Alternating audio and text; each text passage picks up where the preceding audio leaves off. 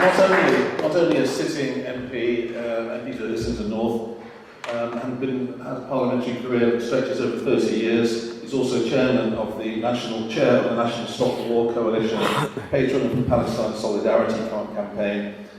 He strongly opposed the Iraq War and participated in international anti-war demonstrations, and he was recently at the heart of the landmark parliamentary vote against UK participation in a military strike on Syria, as was noted earlier this evening.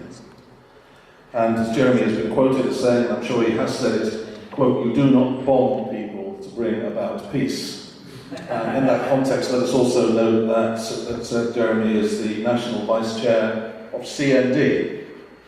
Please join me in welcoming the Chair of the National Stop the War Coalition, Jeremy Corbyn.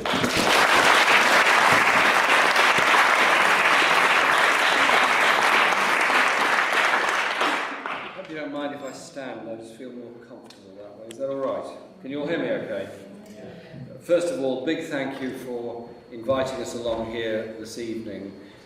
This has got to be the best organised and most efficient local stop the war group in the world, actually. So, a really big thank you to yourself, Chair, and Sheila, and all the other colleagues that have put so much together to ensure that this meeting happens tonight. And what an amazing venue.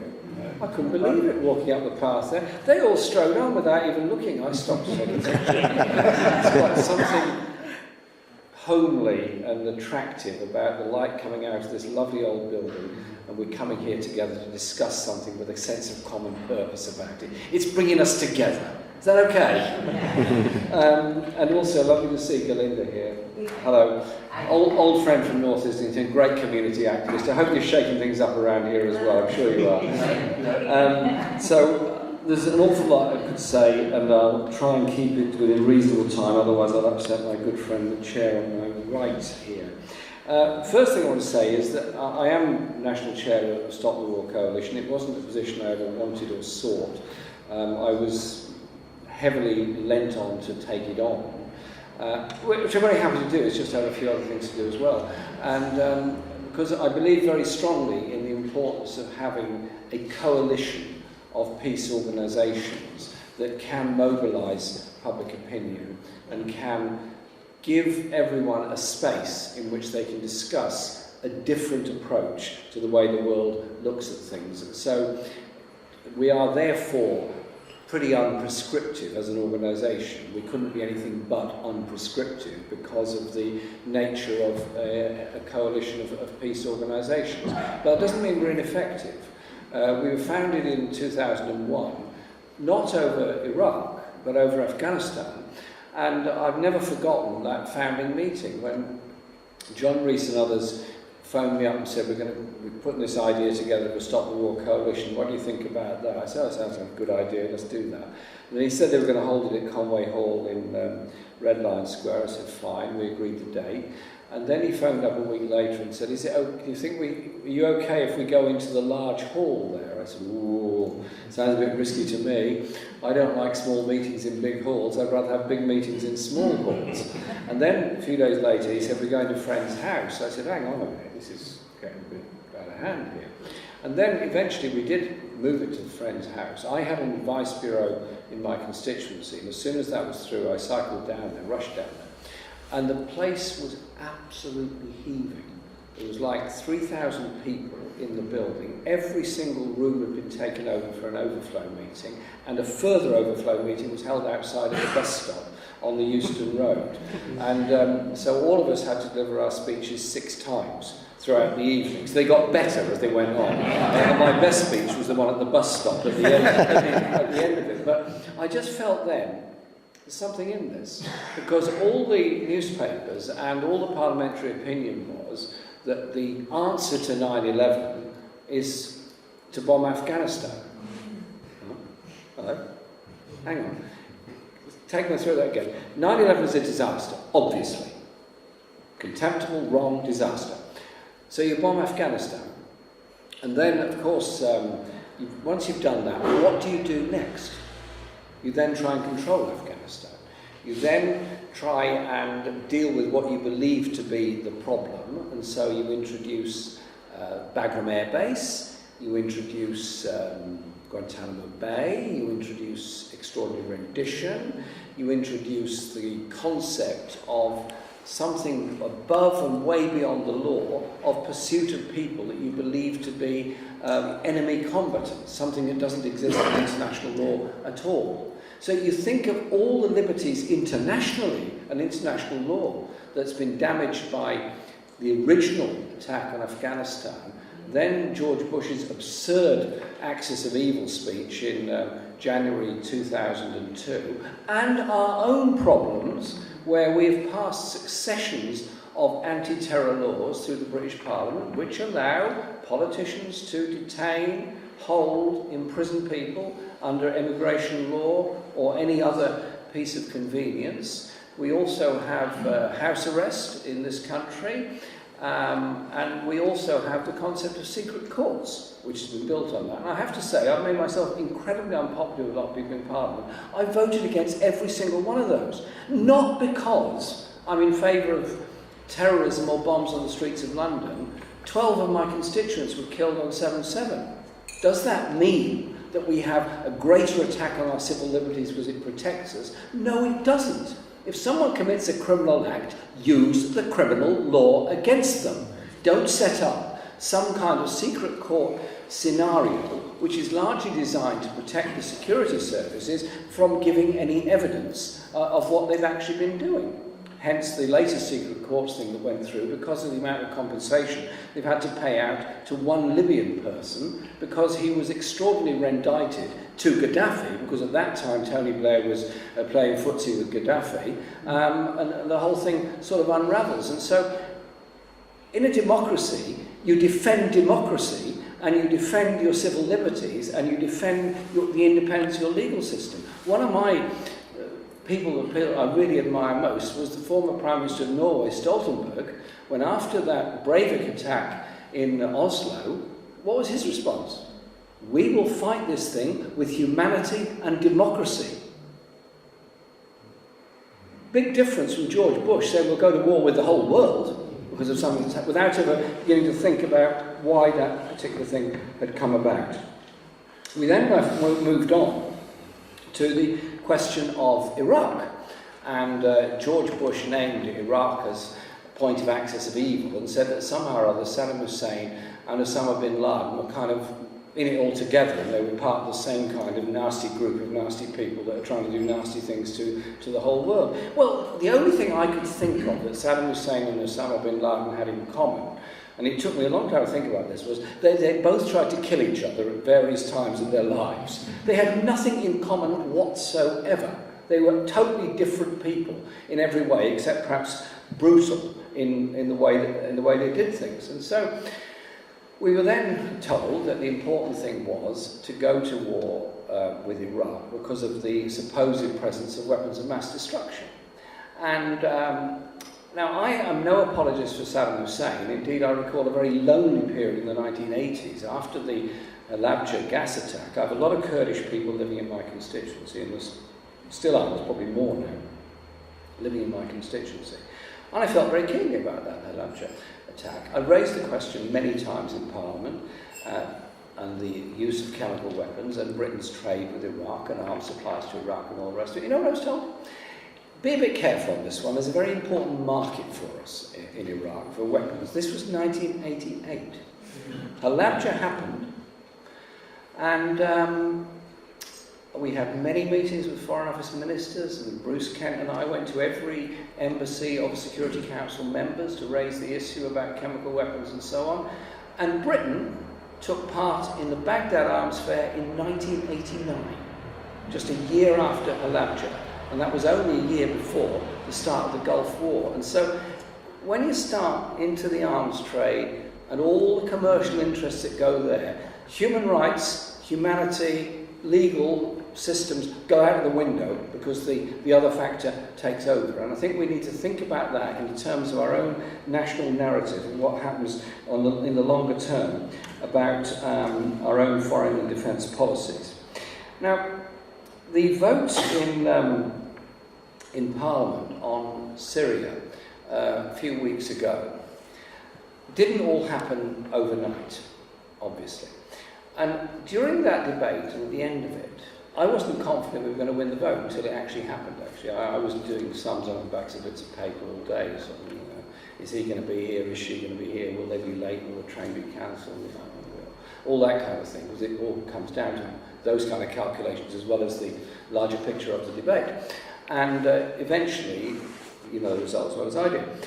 I thought, in a way, that result was the result of every march, every meeting, every rally, every protest, every petition, every street stall, every leaflet session all of us have ever done over the past 15 years, because it was the result of a gradual gnawing away at those that try to form public opinion. They're saying there is a different way of doing things. You don't have to resort to sending troops and weapons into every situation. You have to look towards some kind of process that's going to bring about peace. And people have maybe learned the lesson of watching the coffins come home from Afghanistan, watching the coffins come home from Iraq, the £30 billion that have been spent, and all the damage to our own civil liberties and everything else that's happened as a result of it. And I have met many soldiers' families and returning soldiers during this period. And there are people that probably politically wouldn't agree with me on very much, but they said, hang on, you lot that stood up against the war, you were saying it like it was. You were saying that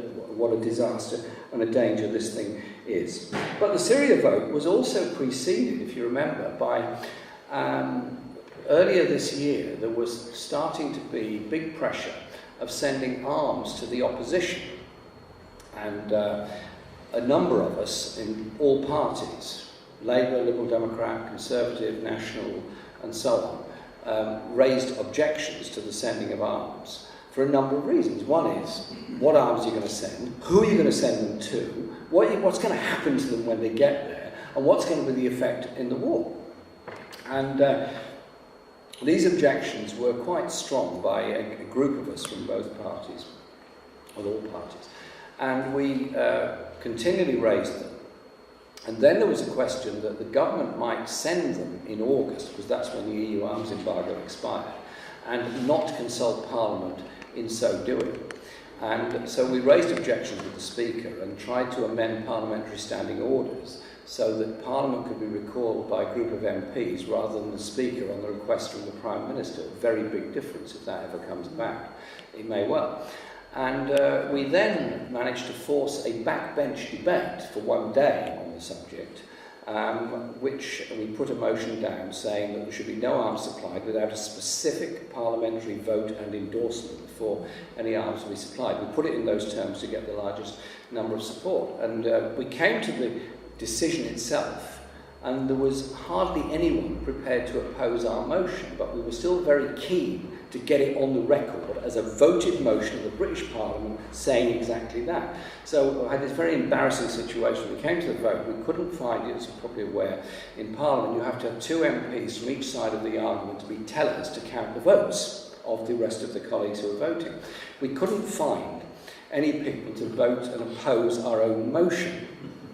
So I had to be a teller for the noes against the motion I had indeed proposed, which is a slightly odd thing. So if any of you ever become students of British political history in future years, please forgive me. For Father, I have sinned. But it was in a good cause.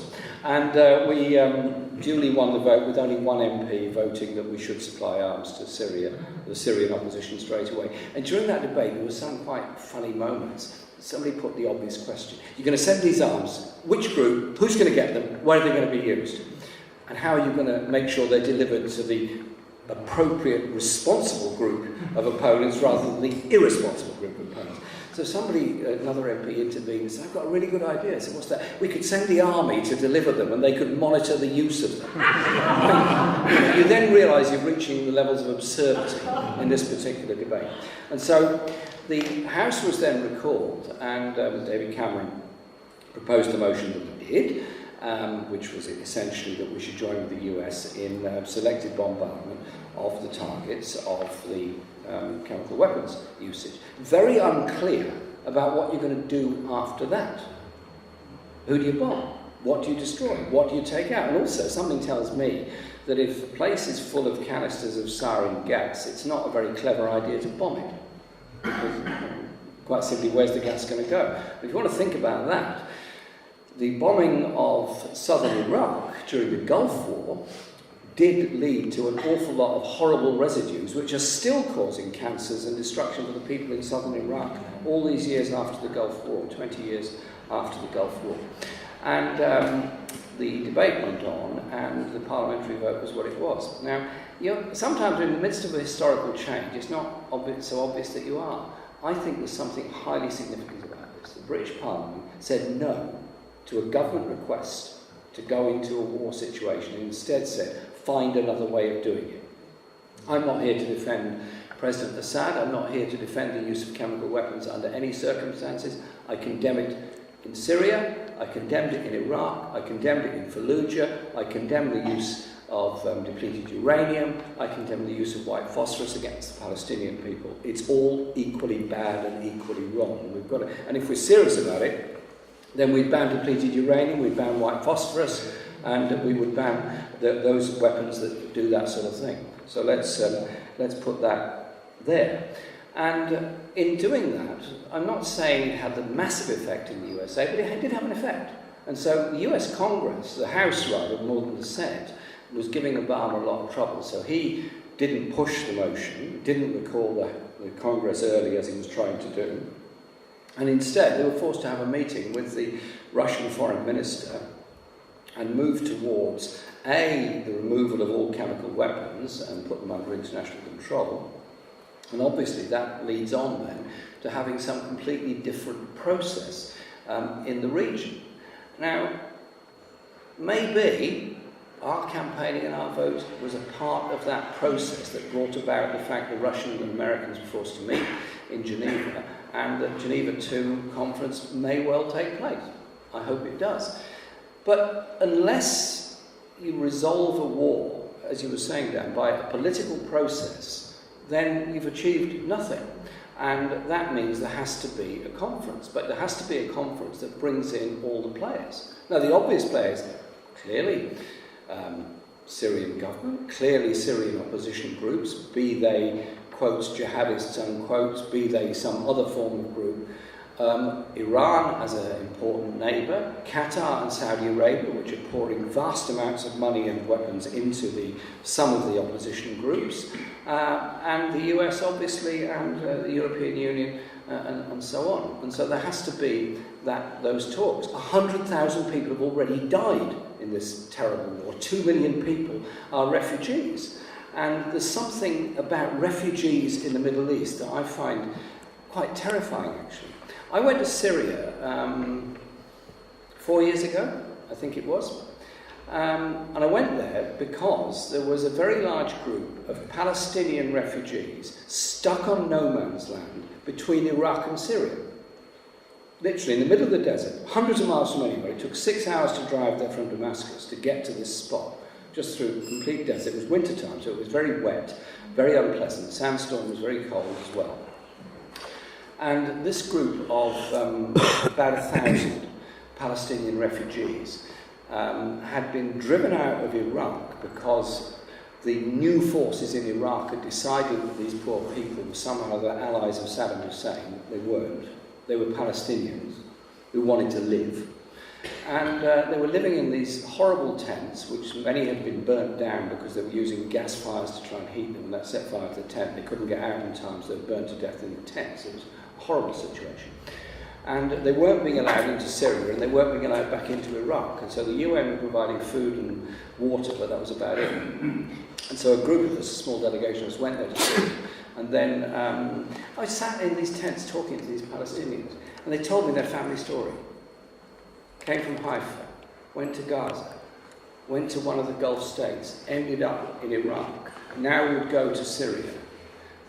Then, if they could, they'd go to Europe or Canada or somewhere else, endlessly wandering the globe, trying to go home.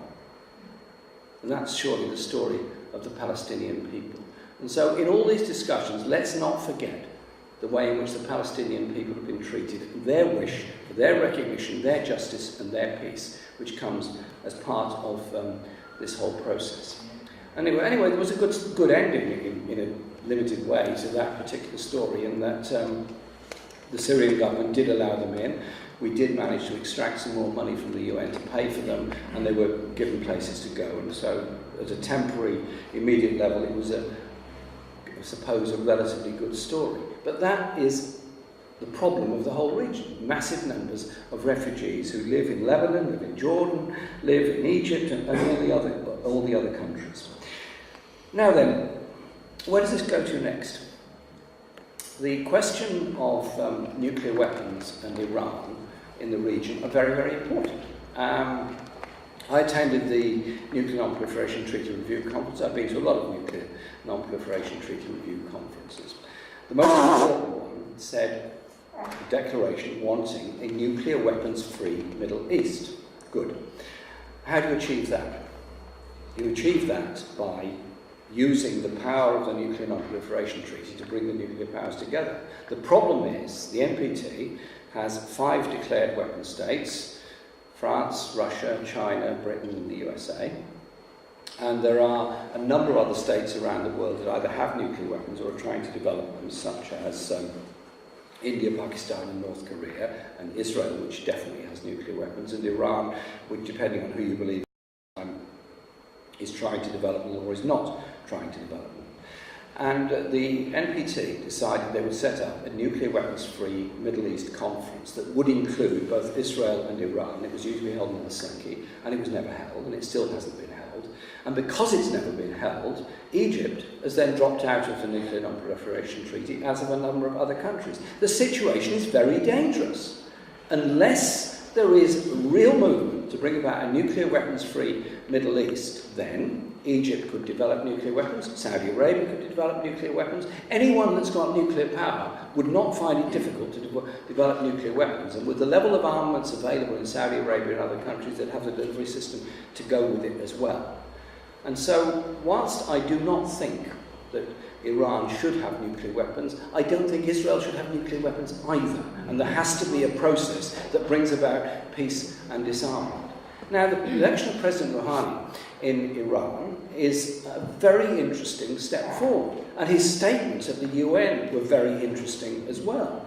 And his whole approach to the whole issue is extremely interesting. The speech he made, I watched it last night on the television at the UN, was, I think, a quite remarkable speech. I don't agree with everything he said. I don't agree with the human rights record in Iran. But I do have some sense of the history, as Sammy was talking about, of our participation in Iran, our theft of Iranian oil, our promotion of the coup in Iran in 1952. People in Iran remember these things. It's in their psyche, it's in their memory. Just as we remember, not personally, but we remember the Second World War, we remember all the issues surrounding the way in which this country's participation in history has been. And so, we've got to think about our role in Britain and what we do in the future. I think we've turned a corner by saying we're not sending weapons or war or soldiers or air force or navy into Syria. Instead, we're going to try and be part of a political peace process. I hope it stays like that. But there's a big decision coming up in Parliament in 2 years' time, 2.5 years' time. 2016, Parliament has to make the main gate decision on the replacement of the Trident nuclear missile system and the submarines that go with it. That system will cost £100 billion. For 25 years, £100 billion. So the defence budget will be around sort of 3 to 5 billion pounds per year will be taken out of the budget to pay for these weapons of mass destruction, our very own weapons of mass destruction. Just imagine if Parliament was bold enough to say, no, we're not doing that. Instead, we're going to invest in high-tech industries. We're going to invest in green jobs. We're going to invest in sustainability. We're going to invest in better railways. We're going to invest in better ships. We're going to invest in civilian aircraft. We're going to instead move ourselves into an economy for peace rather than this over-reliance on defence industry jobs and the defence budget that goes with it. It's actually more sustainable, more secure, and does more good to the rest of the world than doing this. And I just hope that this turning point is the beginning of that. But the points that Dan and Sammy were making, I think, are very, very important. Why have we been involved in all these wars over the past years, ever since the end of the Cold War? Partly it's pressure because military establishments are quite keen on looking for things to do after the end of the Cold War. I lost count of the number of breakfasts, seminars and conferences I was invited to at the end of the Cold War, which said we need to discuss the role of the armed forces in a post-Cold War period. And you'd go to these meetings and all these people scratching their heads. Where's the enemy now? Who is the enemy? Who do we attack now? Come on. We've got all these weapons, they've got to be pointed at somebody. And then you kind of make light-hearted remarks like, I'm really suspicious of Iceland. Why? What have they got? Is it fish? Lots of it. You know, all that sort of thing. And then, of course, at the back of it is also the question of the world's thirst and greed for minerals and the control of them. And so the death rates in all these conflicts are not totally to do with minerals, not totally to do with oil, but it is a very important factor. More people have actually been killed in the Congo than in wars anywhere else, and that is entirely fueled by mining companies illegally taking minerals and so on out of the Congo and funding militias to protect their operations. It's a vicious, horrible war. I've been in Eastern Congo and I've been in the refugee camps there, and I have a very large Congolese community in my constituency, and I talk to them about it. And so war always has something behind it. Those that make money out of war, those that lose their civil liberties out of war, those that lose their lives out of war, those that are impoverished by war, those that are devastated by war, those that become refugees because of war. Surely to God, in the 21st century, we can do things a bit better and a bit different.